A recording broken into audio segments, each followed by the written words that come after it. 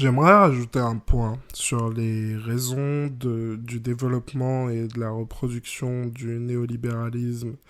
aussi rapidement sur les années récentes, et c'est l'importance que joue le rôle du masculinisme en tant qu'idéologie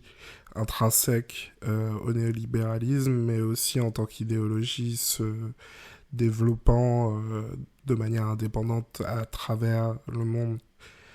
avec ses idées reposant sur la compétition, sur la réussite individuelle, sur le dépassement de soi, sur l'optimisation de son corps et de son temps et de son potentiel. Le masculinisme est une idéologie et en plus tout cela axé autour de la violence qui doit être la mesure finale de ce potentiel acquis, la capacité à exercer la violence sur l'autre. Le masculinisme pose toutes les bases nécessaires à une bonne, entre guillemets, socialisation dans les idées du néolibéralisme qui voudrait nous faire accepter que le monde social doit être régulé par un marché qui répartit les ressources selon qui est le plus fort, qui a déjà le plus de ressources, qui a la capacité de s'accaparer le plus de capital, et que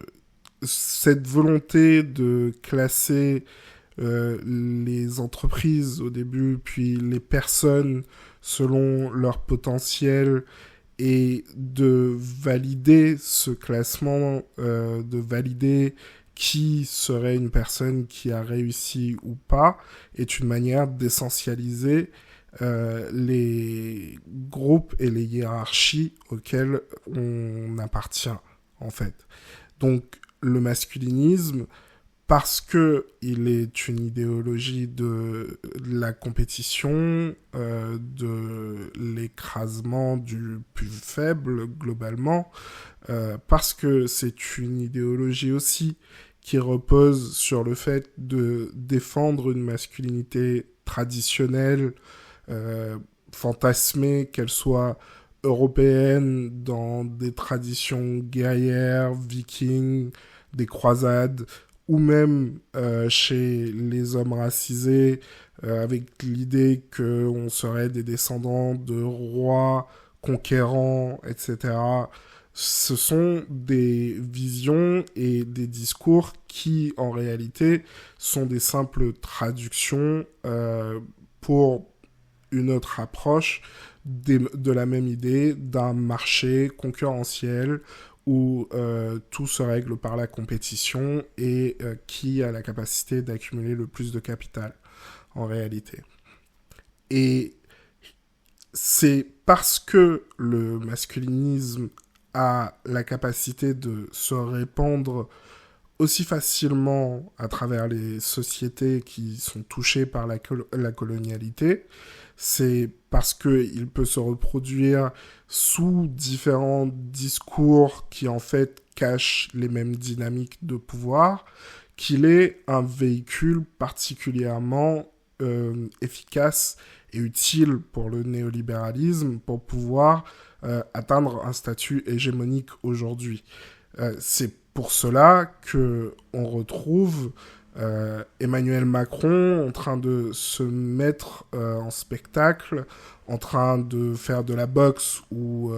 de jouer à des jeux de garçons, entre guillemets, avec ses gardes du corps. C'est aussi pour cela que des personnes comme Kémy Séba promettent le retour à une masculinité noire ancestrale qui serait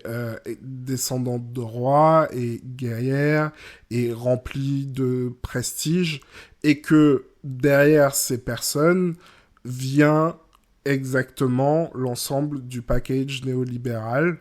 puisque c'est une fois que ces bases idéologiques et ces manières d'être dans le monde, surtout,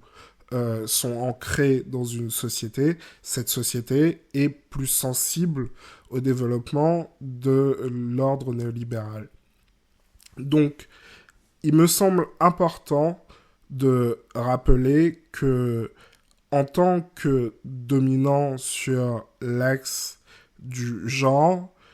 les hommes ont la capacité d'agir de manière individuelle sur la structure. Ce qui est quelque chose qui n'est pas l'approche qu'on a la plupart du temps des luttes d'émancipation,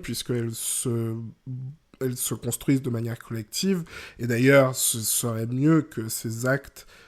puissent se faire de manière collective, pour la raison principale que l'une des manières dont le masculinisme se répand et se reproduit le plus rapidement, c'est la reproduction et le développement des communautés uniquement masculines autour du sport, autour des jeux vidéo aujourd'hui, autour de certaines communautés politiques, parfois même de gauche, mais qui sont exclusivement masculines, et qui donc reproduisent ces modèles sociaux qui existent, ces discours qui existent autour de ce que doit être la masculinité, autour d'une masculinité construite autour de la compétition. Et donc, de la même manière que Emmanuel Macron tape dans un gant de boxe, on peut retrouver une forme de culte autour du politicien qui s'est tapé en débat à gauche. Et tout ça pour revenir sur le fait qu'en tant qu'homme, on peut agir matériellement sur cette structure-là en agissant directement sur les points d'exploitation que l'on fait subir aux femmes au niveau du genre de manière très matérielle, au niveau du travail domestique, au niveau de la santé sexuelle, au niveau des violences sexuelles qu'elles peuvent expérimenter, de la capacité à créer des espaces qui soient sûrs pour les femmes en réalité, en expulsant les personnes que l'on sait être responsables de violences sexuelles ou en pointant du doigt les comportements que l'on sait être des sources de malaise pour les femmes. Ce sont des moyens directs et efficaces par lesquels, en tant qu'homme et en tant qu'individu, on agit matériellement sur la structure. Et puis, collectivement, tout ça, ça a l'avantage que pour pouvoir créer ces espaces où les femmes pourraient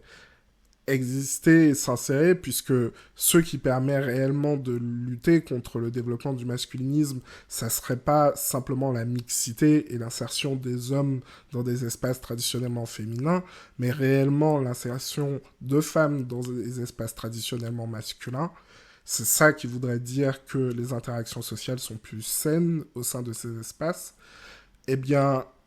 ça voudrait dire créer des espaces où la masculinité serait plus associée à la vulnérabilité, au partage, à la capacité de construire collectivement, d'échanger. Et ce sont des choses dont on peut profiter directement en tant qu'individu masculin dans notre société, en fait. C'est assez rare que l'on ait l'espace d'action individuelle qui nous permettrait, in fine, d'agir sur des structures. Et le seul moyen que l'on a de les trouver, c'est en s'intéressant à comment est-ce qu'on peut créer des espaces qui soient plus accueillants pour les groupes que l'on domine. Et à ce niveau-là, ça ne se limite pas qu'à la question du masculinisme, mais comme les hiérarchies sont consubstantielles, typiquement, la capacité de rendre des espaces blancs moins blancs est tout aussi importante. Mais à titre personnel, étant donné que je suis un homme, et puisque il me semble que le masculinisme, par la taille potentielle du public qu'il peut viser, est l'objet de réplication le plus efficace du néolibéralisme actuellement, il me semblait important de revenir sur ce rôle. Voilà, je vous remercie de votre écoute. Je vous demanderai de partager et de liker si vous avez aimé. Je vous remercie et au revoir.